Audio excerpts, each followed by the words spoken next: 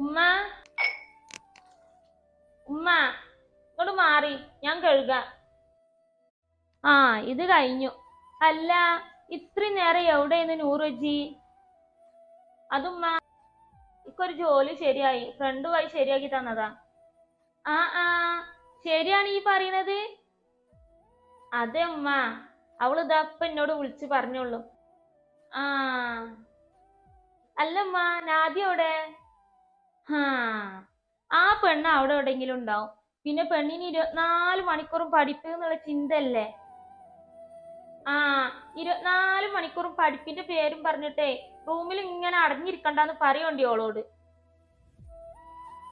ഇടക്കൊക്കെ അടുക്കളയിൽ ഒന്ന് വന്ന് സഹായിക്കാൻ പറഞ്ഞോളി ഓളോട്. ആ ആ കാര്യത്തിലേ ഈ പേടിക്കണ്ട.